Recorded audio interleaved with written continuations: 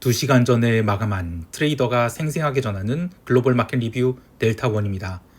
우리 증시는 갭 상승 출발하였으나 하루 종일 양 옵션 프리미엄을 말려주기는 지긋지긋한 양매도장이 진행되었고, 해외 시장은 유럽이 또 하락하는 가운데 나스닥만 홀로 오전장에 고가 갱신을 했다가 눌려서 마감했습니다.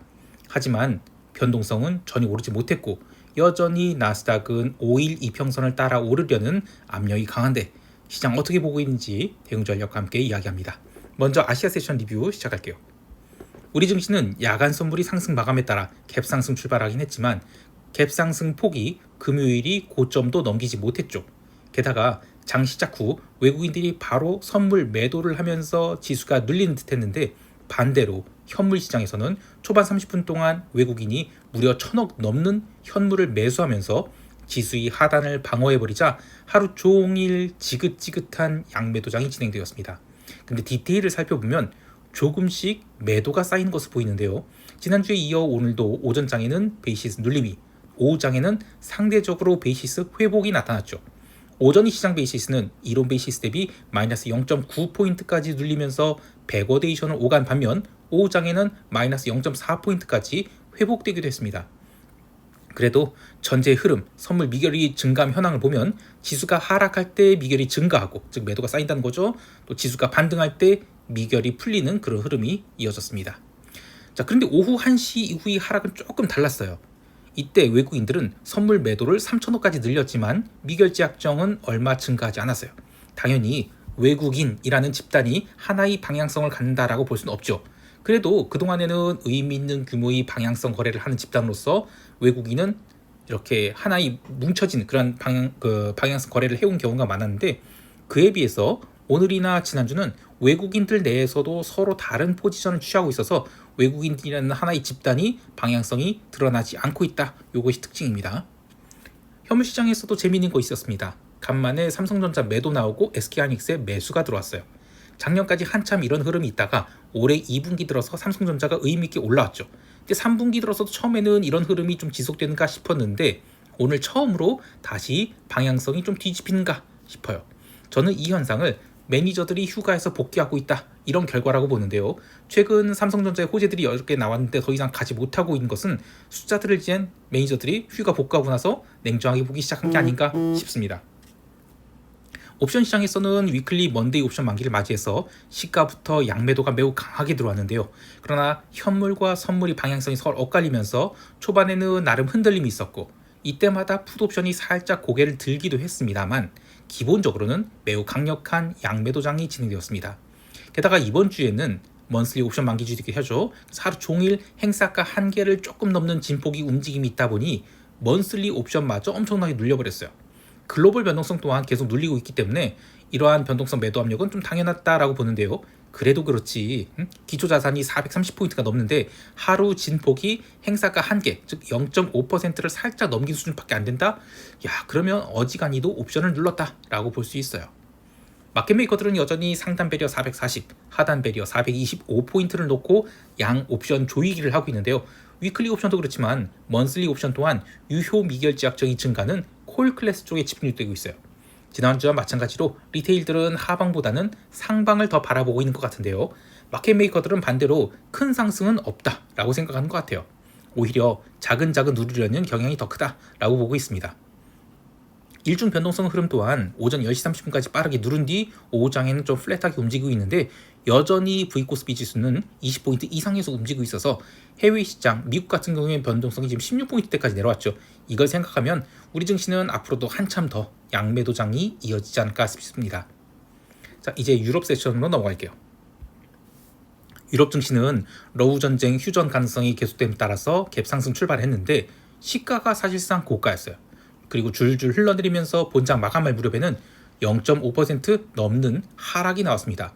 하지만 모든 종목이 내린 건 아니고요. 라인메탈과 같은 방산주 중심으로 하락이 나왔는데, 라인메탈은 올해 5월 2일이 역사적 신고가를 돌파한 그 자리까지 내려와 버렸어요. 방산이 끝났다라고 할 수는 없지만 저는 유럽 방산은 좀 모멘텀을 잃어버렸다라고 봐요. 지금 라인메탈의 문제는 수주 잔고가 엄청나게 쌓였는데 이걸 쳐낼 능력이 없습니다. 근데 우리 방산은 성능도 성능이지만 이 빠른 납기가 핵심 역량이죠. 유럽이 돈을 풀어서 유럽제 무기를 산다라고 하지만 전쟁 리스크가 큰 발트 3국이나 동유럽 국가들은 점점 그런 거 안 따질 것 같거든요.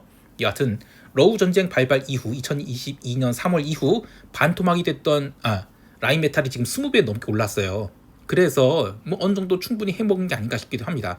일단 휴전된다 그러면 고점에서 최소 38% 되돌림이 됐든 반토막이 됐든 조정을 좀 줘야겠죠. 자, 또 하나, 에르메스가 올해의 상승률을 모두 반납한 상황에서 지난주에 조금 반등이 나온 듯 했는데 오늘 연중 저점을 갱신해버렸습니다.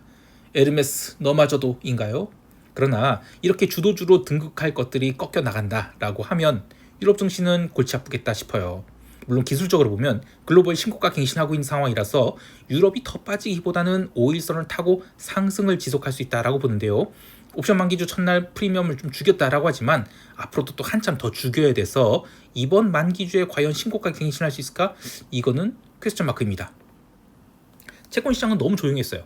유럽 세션에서 유로존 국채가 반등할 때 미국 국채도 좀 오른 듯 했는데 1시간도치에 이어지지 못하고 바로 눌렸죠. 그렇다고 해서 크게 눌린 건 아니고 그냥 매우 조용한 하루였습니다. 코멘트할 게 없습니다. 반면 통화시장은 지난주에 나름 잘 버텼던 유로화가 0.4% 가까이 눌렸는데요. 특별한 재료가 있었다기보다는 지난주에 유로화가 가장 잘 버틴 것에 대한 차익 실현 나오면서 비달러 바스켓이 함께 눌렸다, 이 정도로만 보고 있어요.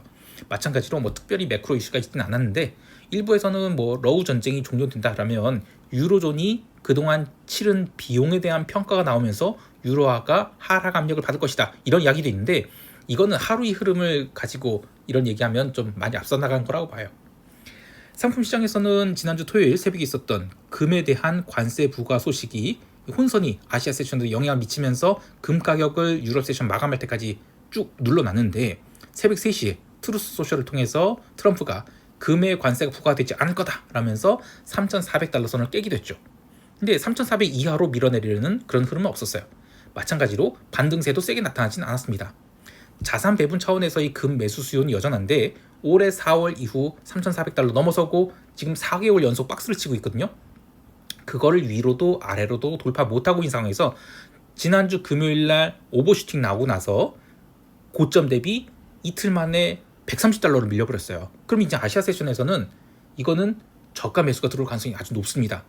그런데 만약에 아시아 세션에서 의미 있는 반등이 안 나온다, 그러면 지난번 구리 급락처럼 누적된 롱들이 스탑이 나올 수 있는 그런 급락도 나올 수 있을 것 같아요. 그 외의 기름은 지난주에 있었던 7거래일 연속 음봉 행진을 멈추면서 작은 양봉 반등이 나왔는데요.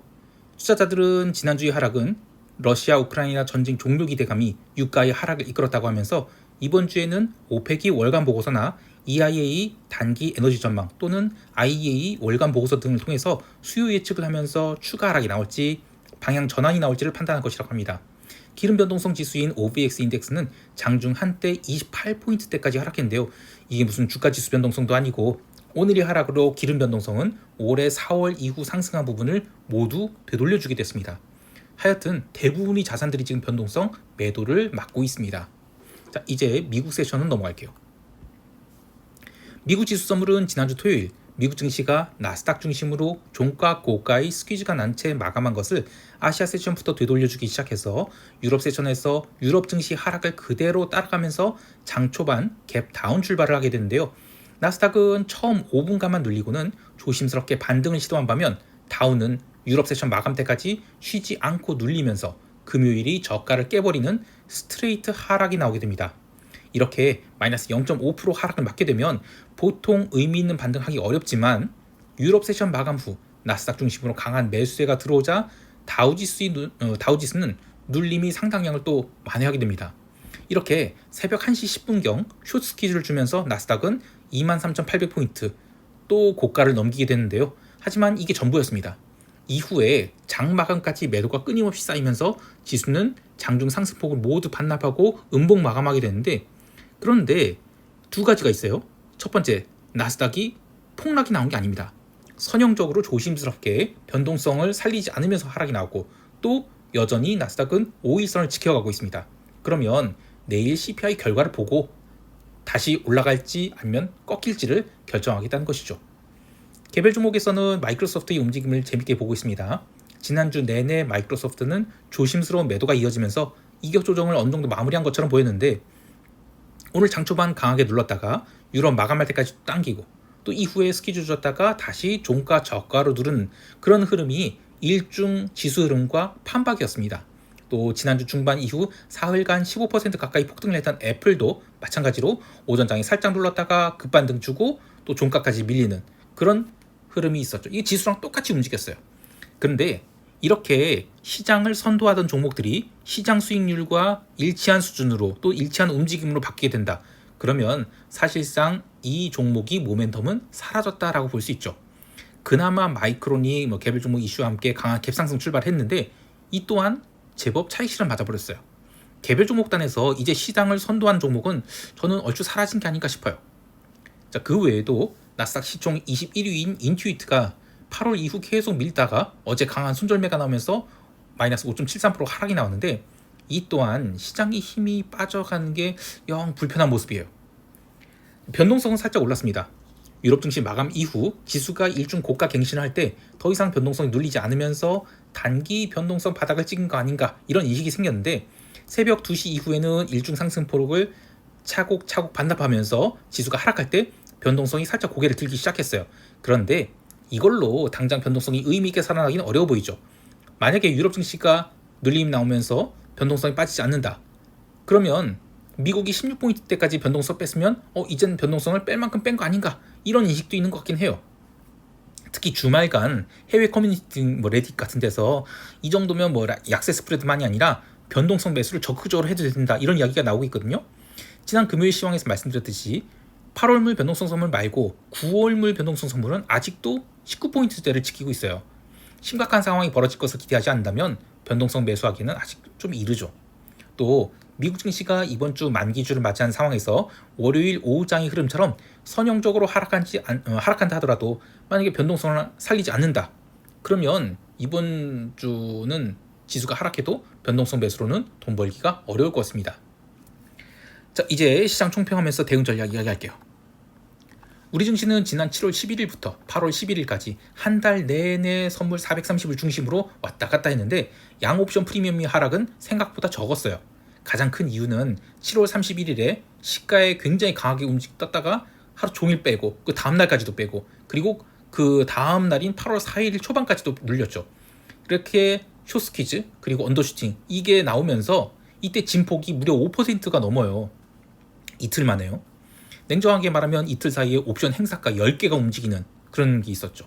그래서 지수가 한 달 내내 제자리에 있었다라고 하지만 실제로 양매도를 포지션을 배째를 하고 있거나 스트레들 같은 거 스트랭글이나 이거를 해지를 안 하든 조정을 안 하든 이랬으면 굉장히 홀딩하기 어려웠을 것입니다. 그에 따라서 먼슬리 옵션의 변동성은 생각보다는 천천히 하락했어요. 자, 그런데 이제 옵션 만기주죠. 또 해외 시장도 옵션 만기주죠. 그러니 대놓고 가두리가 시작되는 거예요. 선물 거래량도 계속 줄어들고 있는데요. 오늘은 지난주 수요일과 같은 15만 2천 계약이 거래량밖에 없었습니다. 이제는 선물로 델타의 해지를 할 수요조차 없는 게 아닌가 싶어요. 근데 그런 것에 비하면 만기가 사흘밖에 안 남은 먼슬리 옵션이 스트레들 프리미엄은 행사가 2개 넘기고 있거든요. 이러면 시장 급락 같은 거 없죠. 혹여 오전장이 올랐다가 오후장에 내리는 흐름이 있을 수 있어도 기본적으로는 지긋지긋한 양매도장이 이어진다라고 봐야 될 것 같아요. 재미없는 시장이지만 개별 종목단에서는 매우 빠른 순환매가 이어지고 있습니다.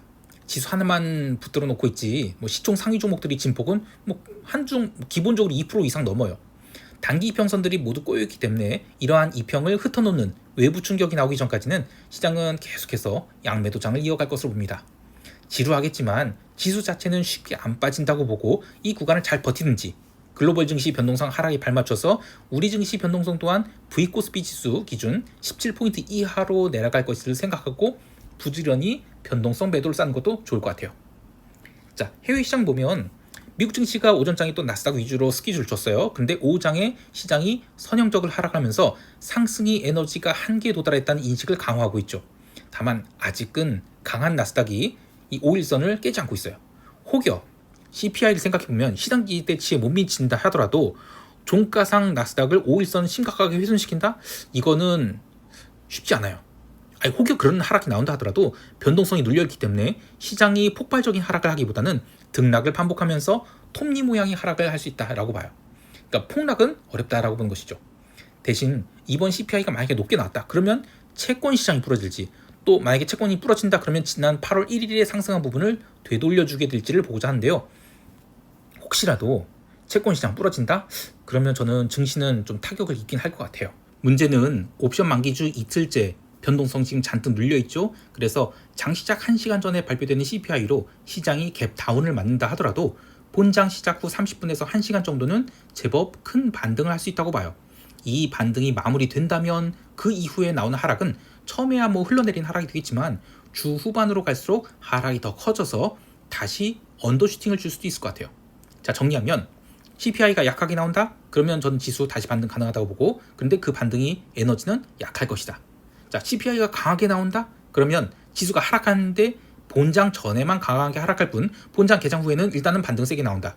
그러나 이 반등은 반등일 뿐 오전장 한 30분에서 1시간 정도만 반등하고 이후에는 한 주 내내 흘러내릴 수 있겠다. 이렇게 보고 있습니다. 자, 시장 에너지가 소진되었다 하더라도 시장은 바로 부러지는 게 아닙니다. 오히려 고점에서 매물을 쌓는 시간이 필요하죠. 그렇게 더 이상 갈 곳이 없어지면 그 다음부터 변동성이 살살 살아나고 그때 부러지는 것이 하락이 시작해요. 나스닥이 지난 7월 31일부터 8월 1일까지 조정받은 것은 월말 월초 수급 때문에 보지만 이제 다시 고가권에 도달했기 때문에 여기서 최대한 강하게 위로 돌파를 시켜야만 상승 지속으로 볼 수 있는데, 이게 페이크성 상승 주고 다시 밀린다 이러면 이거 진짜 이상적인 꼭지 형성이죠. 근데 그런 패턴이 나오면 저는 적극적으로 하방 따라가도 좋을 것 같아요. CPI 발표 후에 또 갭 상승 나와서 종가 유지되든 아니면 갭 다운 나왔다가 오르든 어쨌든 종가상 상승 마감한다? 저는 그러면 시장 하락은 또 한참 걸리겠다 생각하고 한 템포 쉬어가는 것이 좋을 것 같습니다. 자, 오늘 하루도 성공 투자하시길 바라고요. 시장이 시황 스크립트를 좀 일찍 보기를 원하시는 분들은 네이버에서 이 델타원 글로벌 검색하셔서 네이버 프리미엄 콘텐츠 가입하시거나 유튜브 멤버십 가입하시면 시황이 스크립트를 텔레그램 채널로 일찍 받아보실 수 있습니다. 오늘 하루도 성공 투자하시길 바라고요. 이상 델타원이었습니다. 감사합니다.